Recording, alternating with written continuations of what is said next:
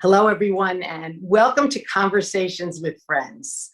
I'm Meredith, and I really have the pleasure today of interviewing somebody that I've known about for many, many years, almost as long as I've been in television or was in television for so many years. And I've watched him grow, and you'll probably know the name if you have any interest in the environment or helping the planet or helping our community, is Xavier Cortada. He's accomplished so much that I don't even know where to start, but I'm going to start with the fact that he is an internationally known eco artist who has actually been doing projects for 30 years or so, projects to do with, again, healing the world, healing communities. We're going to talk about collaboration. And just to give you to really impress you, I just want to tell you where some of his work has been shown. He is, there's so many, I don't know where to start. The Perez Museum, he has given TED Talks. He has been, his work is actually shown at the White House, the World Bank, Port Everglades, Miami City Hall. So, I mean, he's around, his work is around, and it's not just his work, it is his work that's so important, but it's what he's conveying and his messages he's conveying. And to me, how I see Xavier is where his heart is at. And you're going to hear all about it right now. And then later on in the program, you're going to meet actually the executive director, Adam Roberti, who's the executive director of the Xavier Cortada Foundation. And that's the work that's going on there is extremely interesting. So Xavier, good to have you on the program. Oh, thank you I'm so thrilled. much. That's so kind. Thank you so much. And thanks for all your leadership and service to the community for years, including through programs like this, where you can sort of bring ideas and people into the lives of others who aren't in this conversation with us now. So thank you. Thank you so much. Well, you know, there's so much dismal news today, and it just seems to get more dismal and more dismal. And part of our practice, actually, and I feel like that's really been a big part of my life, is to see it. You have to see it. But what you have to do, or what's important to do, is to be able to go beyond it and say, okay, what are the solutions? Where's the hope? Where's the possibility? And you have been doing this, for so long. And so I just wanted to ask you, when did this start for you? I mean, artists are artists, and often they're just wanting to perfect their creativity, right? And their work and everything. But something must have happened along the way with you where you just said, I want to use my talent. I want to use my great creativity to really help bring about some change in the world. So when did that start? I'm the son of two Cuban refugees, got here as a 20-year-old in 1962, got into Miami, and I was born in 64. And at an early age, my dad and his older brother, Eddie, were young artists. In the early 70s, they started Gallery 4 in Miami. And it was a place where the Cuban community would come and meet and use the humanities, use poetry and art to talk about the pain of the isolation, of the exile, the insecurity of their future. So from early on, I've always seen art as a form of communicating important ideas, a way of healing and bringing community together. As a child, I was there in their studio, the studio being, the Florida room of our home, watching them paint and learning early on, but understanding that this manifested itself as opportunities or platforms for community conversations. So that was, I think, sort of my introduction to what art is about. And there were early artists in Miami back before the Coconut Grove Art Festival was as big as it is now. They would have their small little booths, and I remember being there with them and being at the gallery. So to me, art is sort of this organic component of life. But also, born in 64 means that I grew up in Miami during some pretty dark times. I got here as a 3-year-old in 67. And I was a class of 1982, which means that as an incoming sophomore at Miami High School, the inner city, right, Little Havana High School, that's where the Mariel boat lift refugees, exiles came. So you saw that. You also saw as a young, 15-year-old, the McDuffie disturbances. You saw the race riots happening in Miami. As a high school student, I worked at Jackson Hospital afterwards, so I saw the consequences of a pained and violent community. I saw gunshot wounds that I nursed. I saw Haitian refugees through the patients whose wounds I nursed, the burn wounds that I nursed. I saw the desperation of elderly, the shotgun, the missed suicide shotgun that blew off a woman's chin, but left her bedridden and for me to care for her. So being in the space with individuals who were the casualties of a society that had forgotten how important it is to love and connect with one another, I began a really formative part of my career, which was to care and to lean in and to understand the importance of connecting with one another. And that was my prism into broader Miami, not just the Miami of the Cuban diaspora and all of the community building around it, but now broader Miami. And that is what propelled me into my years as a college student, where I studied biology. I also studied religion for a minute and English. You know how you do that when you're an undergrad, you're all over the map. Wind up with a psychology degree and then a master's in business and then a law degree. But all of that in the same time that I was healing and helping my community, founding a drug rehab center, doing volunteering, chairing the city's youth gang task force, all along helping and problem solving like I began to do as a child, like I saw it modeled for me as a child. So all of this is getting to the point where Xavier becomes an artist. And that is right after law school, I became a professor, a research assistant professor in the Department of Psychiatry. And there again, I was working in community, working with kids after the Wynwood disturbances, where again, they rioted in the streets. And because of all this work and research I was doing, the US embassies sent me all over Latin America and then Europe and then Africa to train trainers and give speeches about how to engage community, how to engage in multi-systemic family therapy, on how to work together, do community organizing. And I found myself in Africa, in Soweto, in October of 1994. Apartheid had just ended. And I was talking to some kids in a drug abuse program there in the middle of Soweto. And I couldn't talk to them because they spoke a Zulu dialect. So here's this professor trying to connect with these kids. So I began drawing and they began drawing. And all of a sudden I realized that this beautiful language that I saw my father and uncle use to communicate a pain, this universal language of creativity and art, could open up channels of communication. And by the time I came back to the US, I decided I'm not going to be an artist. I'm not going to be an attorney. I'm not going to be an academic. I'm an artist. And that propelled me into art, but art that was about social justice, working with AIDS patients to amplify their voices, working with street children in Bolivia, working with gang members in Philadelphia, working on public housing projects, a way of using art to communicate ideas. So that led to a whole body of work, working with cancer patients year after year, right? Using art to disarm, to connect, to amplify, to advocate. So in many ways, that is the beginning of my career as an artist, using art in that method. It took another story before it became about the environment.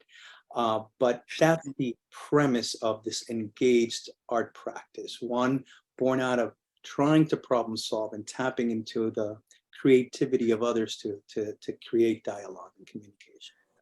Fascinating, because I really, how I just knowing about you and knowing you, I thought it was just all about, and that's great, all about the environment, but look at the steps that you went through in order to get to where you're at today. But what I'm seeing with you is just, you were, trained from an earlier age to serve.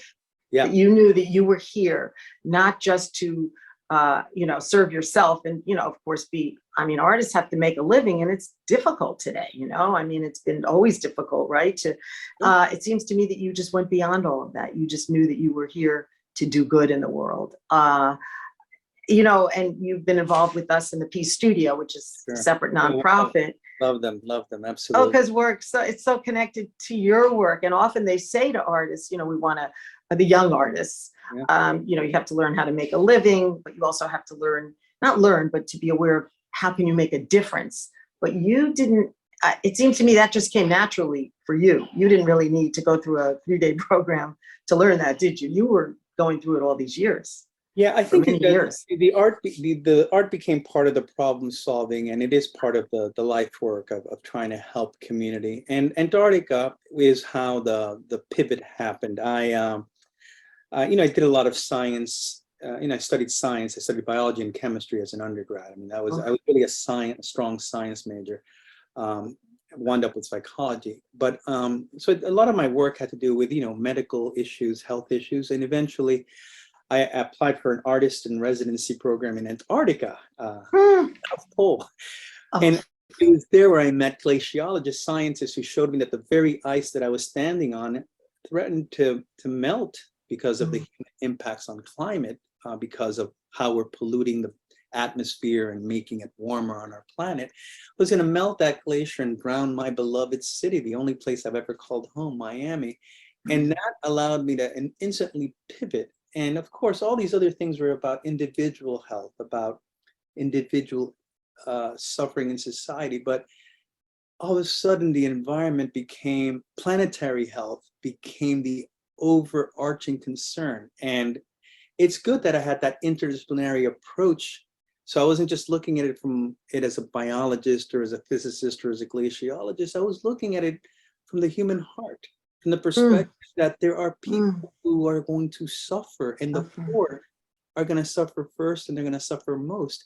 And if I care about these communities that I have been working all these years on these issues, these symptoms of a broken system of basically a broken social contract, and how we better educate and feed and support our communities. Well, there's something even bigger than that, and that is climate, how the pollution is going to impact their lungs, and how sea level rise is going to destroy their fisheries and their farms, and how weather patterns are going to destroy their agriculture, and how that, in some parts of the world, would lead to the collapse of nation states. So when I saw that tragedy before me, I decided to pivot my practice, and since then have almost been working exclusively, the work at the South Pole, the work at the North Pole, the work at basically in every continent since, has been about trying to find, like I did when I was painting my murals with street children in Bolivia, collaborative ways of using art to amplify ideas, to pique curiosity, to engage people in conversations, and most importantly, to let them tap into their own spirit, their own creativity, their own agency to solve the problems. And if we can do that, if we can create a cadre of citizens who think about things more than themselves, they think of themselves in the context of others, and they believe that they have the power to solve it, that gives them hope so they don't get all depressed or anxious, then I think we begin to create a better world, a world where we're more connected with one another, and there's a life purpose.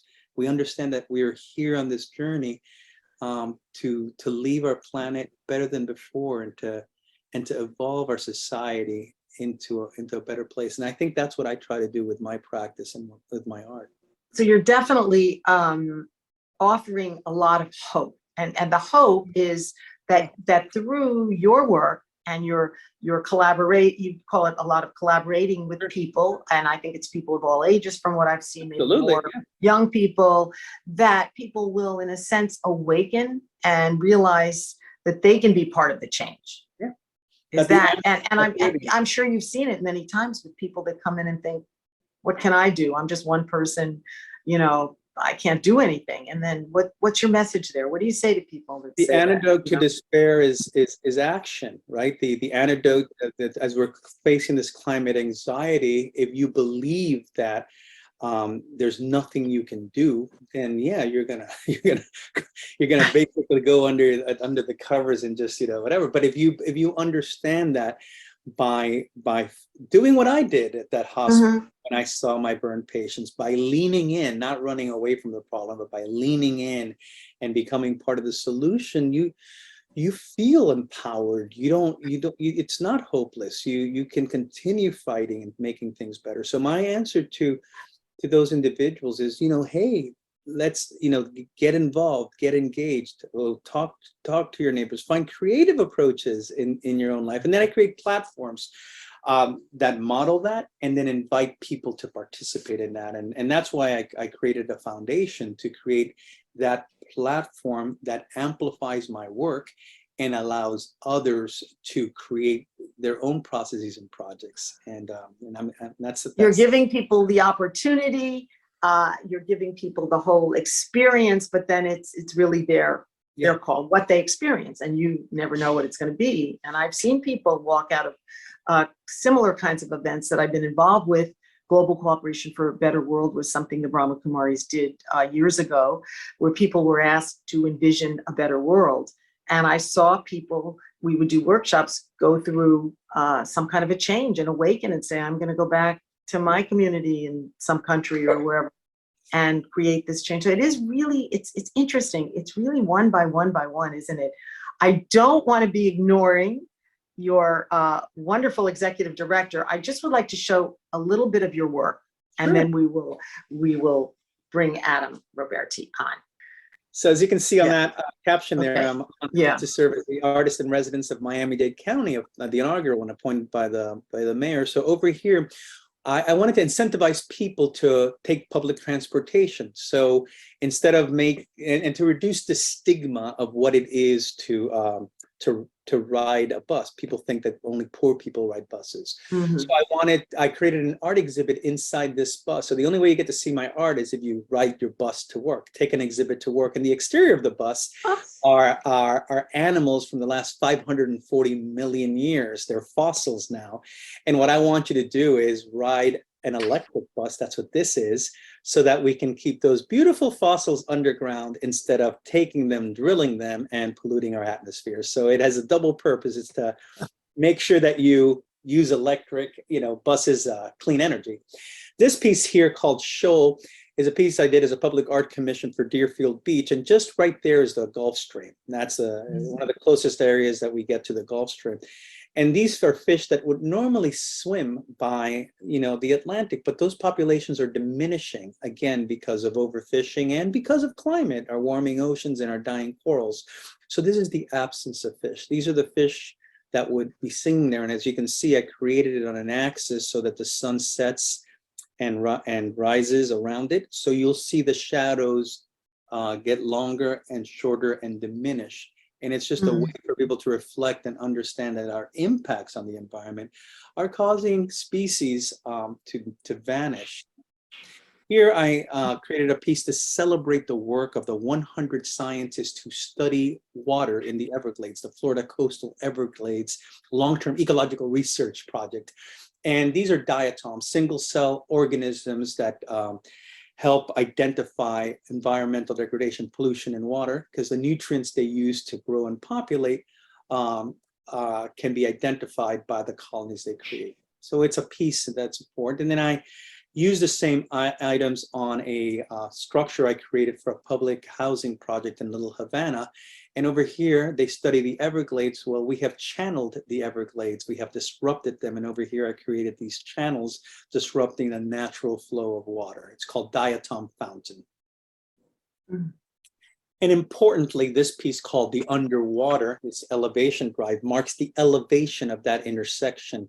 I work with students from 4 different high schools to create 4 intersections going from east to west, showing that it got higher as you moved inland, but then lower because of the ridge that exists. And that's my way of helping people in the western part of our county, what I called Miami's second coastline, the Everglades, the River of Grass, understand that if you live in the western portion, away from the coasts, you are as vulnerable as inland. And you do that by driving east to west. You see that the elevation rises, but then drops again.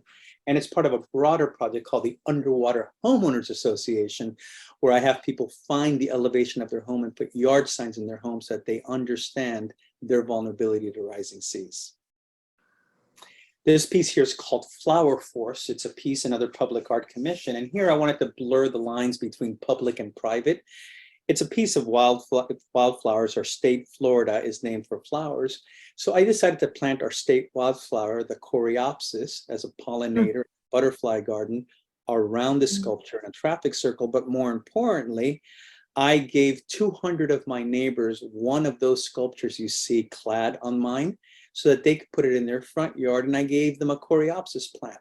So the idea was that this one piece of art radiated to inspire 200 other gardens, the same way that the work that we do as individuals can radiate and inspire 200 other individuals to do good things. We'll stop now here because we want to introduce Adam, and you have so many more projects. You are so prolific. I look at all of this and I go, when do you sleep? The ideas just keep coming to you, and I mean, it's quite amazing. It really is. And I'm sure a lot of people feel that way about you. Is it just like do you have to think about things, or they just come? Yeah. So in many ways, my work has different layers, conceptual layers. So, one is the aesthetic. I want to create something beautiful, and you have to start with the art. It has to capture you. But then it's an invitation. It's a portal for more reflection, and then always some participation. So every single project you saw there had some action that you needed to take. You needed to get in the bus. You needed to plant the tree. You needed to put a marker in your home. So all of these are invitations to explore creative approaches to living, and then invite you to find your own. So that's what I try to do. So I try to create these processes, and I try to put them in public places. So you don't see, there wasn't very much there in people's living rooms, right? Create these public things so that people in society can happen upon the piece and then be inspired to act. So it's not just about seeing art, going to a museum, and museums are important. And I know your work has been in many museums, including the Perez Art Museum in Miami and FIU Art Museum and many others. But it isn't just about seeing art and going, oh, it was a wonderful art show. This is really, your art is, in a sense, you're engaging people to not just participate, but to do something, to think about things. And that's really how change happens, isn't it? Yeah, I think of my audience as co-creators, not as viewers. And they're not passive, they're active. And my art is an invitation for them to also be artists and be part of this conversation. And the best way I can describe it, an artist named Joseph Beuys looked at he coined the term social sculpture. So you saw a bunch of sculptures there and argue, those are made of clay and glaze. But what I'm really sculpting is society, and I'm using my art as a way of having different individuals understand that sculpting their lives, molding their lives into a way that we can help and grow and support one another. And I believe that this organic sculpture that I create, where through my art I can teach you to be an agent of love and help and support, then you are going to be able to sculpt others much more than clay and plaster ever will. So and that's how it's going to happen, isn't it? Change the world. I mean, it's just one by one, as people change, that's how change occurs. And I think that's, what you're saying, it's the way. And it people might feel pessimistic right now in the world, but you have a choice, right? You have a choice to go with things that are good and possibility, work like you're doing. And there's other kinds of things happening all over the world that have to do with transformation, or to just, buy into the gloom and doom and just go, the world's, over and that's it. And then that other third part, which I don't even want to go there, is it doesn't exist. It doesn't exist in the world. That's, a whole other story. But I want to definitely introduce and interview and chat with the three of us together. Okay, so Adam, join us. Adam Roberti is the executive director of the Xavier Cortada Foundation. And so all of the things that, Xavier, that you talk about and that you dream of and you envision and you create, there's another part to it. And that's where Adam comes in, right? Organizing, getting these things done with you. So Adam, welcome. Thrilled to interview you too. Yes, and I know that some of the programs that I've been involved with the Peace Studio and other events, you're together with Xavier, and you always have something very important to contribute. And so I wanted to ask you, how did you get involved? And I was looking at your resume, a lot of environmental background, a lot of community service types of projects that had to do with the environment. So how did the two of you meet to come together to form this foundation or to create? Yeah. So I've been working with Xavier for a little over 4 years now. I was a student at the University of Miami, and as you mentioned, I was doing a number of different things. I was a naturalist at the Marjorie Stoneman Douglas Biscayne Nature Center, and I was a surveyor for the Miami-Dade County Sea Turtle Conservation Program, where you mark off the endangered sea turtle nests and help with releases. So I was doing a number of different projects. I was studying environmental science and policy and theater as a minor, but I was trying to figure out what path my life was going to take. And it was through my master's program that I started to understand the real need for science communication, more particularly climate communication and civic engagement and generating political will, because in my mind, the science is there. When I started at UM, I wanted to be a marine biologist. And I realized through the course of my time there, I don't need to be in a lab.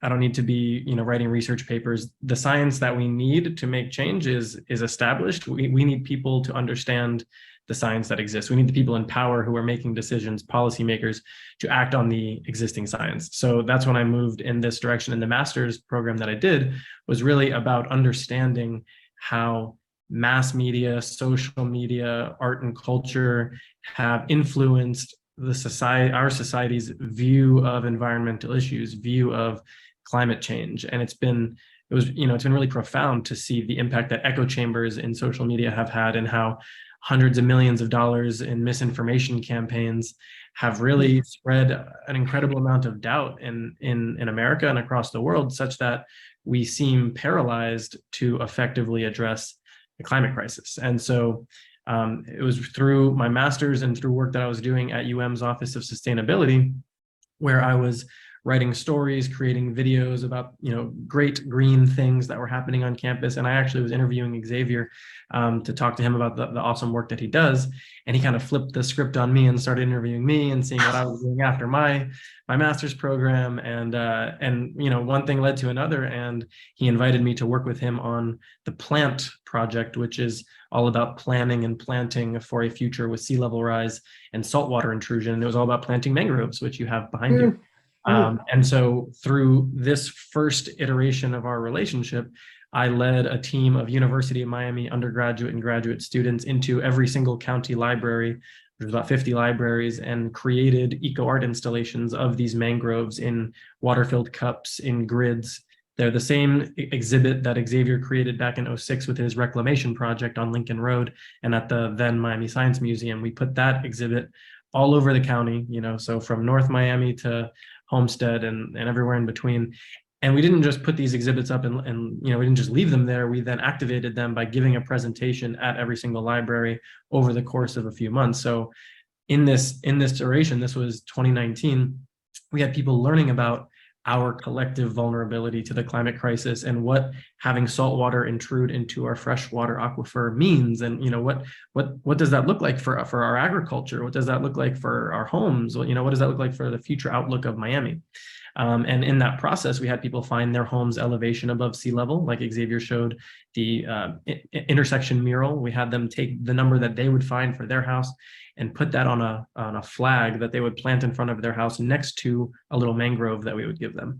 And so they would plant a salt tolerant tree next to an elevation flag as a way of sparking conversations, but then also growing the future salt tolerant tree canopy of Miami-Dade County. So that was the first iteration of us working together. And then from there, I started to take on more responsibilities. I started overseeing his entire social practice in the sense of kind of the operations manager of the different projects. So whether that was the Underwater Homeowners Association or, Letters to the Future or Endangered World, Xavier's done, a lot of work, over the past few years, and obviously way before that. So it's been my honor to get to, learn from him throughout this process. He's been an incredible mentor. And over the last 4 years, we decided that it was necessary to create the Xavier Cortada Foundation to really expand and amplify the work. So we got the 501c3 a couple of years ago. And so now we are in the process of growing the Cortada Foundation so that we can reach more people, partner with more institutions, and really try to make the change that we need. And I really feel a lot of optimism from you with all the work that you've done, both of you have done, that, yeah, as dismal as things are, there is hope. And a lot of the hope has to do with science, right? And people that get awakened in a sense, which you're doing not just one by one, though it starts with one. It starts with communities, getting communities involved. And it's a big job, isn't it? But yet, what do? You just keep going, right? I mean, you just keep moving forward, and people show up. And the exciting thing, and I will just, piggyback on Xavier saying that, action is the antidote to despair. We have a lot of people in Miami that are just unfortunately unaware of the reality of the climate crisis and our ecological crisis, right? The sixth mass extinction that we're living in. We're seeing, ecosystems collapsing. We're seeing wildfire. We're seeing so much happening around the world. People really, in our experience, don't have an understanding of the sense of urgency that we should be feeling. So it's a fine line that you have to walk in the education sense of bringing people up to speed, but not doing it in such a way that it's overwhelming and scary and depressing, but doing it in such a way that, no, this is an opportunity to create a thriving future, to create a future where, nobody gets left behind, where we have these animals, that we have these ecosystems, that we have these places that we love. And so for us, it's partnering with these different organizations, partnering with all of these different communities. And it's not us parachuting in and saying, this is what you need to do, but it's, as Xavier said, it's collaborative. It's about reciprocity. It's about us being there with them, for them, and learning from them to figure out what our next steps are. And so I think that's always really exciting, and people feel empowered, and they feel like, they have a sense of agency and that we can do something about this. And that to me is the key to the whole thing, is that we can do something about it, and not to lose hope, because if you lose hope, or you feel that you just there's nothing you can do, so you're just going to, just continue to do what you've always done. I'm thinking of that story, and I'm sure you know it. It's been around for a while, but the 100 Monkeys story, right? About the monkeys with the bananas. They ate the bananas on one. Oh, they would clean. This one monkey started washing his fruit. It was fruit, not a banana, on an island. And then more copied him, and they all started washing their fruit before they ate it. And then it magically went to another, just the vibration, the energy suddenly ended up on another island. And then all of the islands were actually washing their fruit. I don't know if monkeys really need to do that, but we're all washing their fruit before they ate. And the whole idea was that if you start with a small group and it gets bigger and bigger, at some point it just suddenly shifts, and there's more people, even though you didn't have to reach those people. Do you find that happens with we have an academy, Adam will tell you about it, where we're literally trying to do that with fifth graders, so, but I do believe in that power of an individual having an impact. And we try to do that is make sure that we empower the trusted source, your neighbor across the street. If your neighbor across the street is the eco-emissary, that's a more believable voice, a trusted voice, than a stranger. So by piquing curiosity, educating, engaging, and then empowering individuals to be the protagonists in this conversation, I think we do good. Adam, why don't you talk a little bit about the Cortada Science Art Academy, since you wrote the curriculum? That's in Pinecrest, right? Yep. Yes, I was hoping we would talk about it. So yeah. Yeah, no, we're based in Pinecrest Gardens, and it's an after-school program, kids aged 9 through 12, usually fifth graders. And what we're doing is we're instilling values like creativity and empathy and leadership, and having them understand that they have a role to play in protecting their community and helping to conserve the environment, not just in Miami, but around the world, through, like what you're saying, these ripple effects that go out from our actions. And I'll get back to the academy, but just on that note real quick, to give you an idea of how powerful this is. My parents raised me vegan So ever since I was born, and you can imagine, in elementary school or middle school, me growing up, kids had no idea what a vegan was. That wasn't even a thing that they had ever heard of. And so just by being exposed to somebody who has this type of mentality or does this different thing, now they know about it. And now maybe they research into it a little bit, or maybe they watch a video, so it piques a little bit of curiosity, and it can have this ripple effect that I've seen through, my diet, but then also through climate and, the actions that we take. So with regard to the Academy, we really try to have these kids learn about these issues. We don't sugarcoat what's happening. They might be in 5th grade, but they are smart kids. We don't want to make them think, yeah, everything is okay. There's a little problem with the corals, but they'll be fine. We want to make sure, like, okay, no, this is happening, but you guys understand that, the adults need your help, right? And so then they understand that they have a great role that they can play, and art is that mechanism or that tool that may have been undervalued or not even thought about in their life. That's beautifully said. That really is. And I had watched a program that the Peace Studio had done maybe a year ago or 2 years ago with Nobel Peace Prize winners, different ones, and one that came out, one of the major messages that came out is it's the young people are going to change the world. They are the ones that are going to change the world. And I mean, everybody has to help, everybody. But like you said, you being a vegan, nobody was a vegan when you started out. I've been a vegetarian my whole life, not a vegan, but many at the center are, at the Brahma Kumari centers are.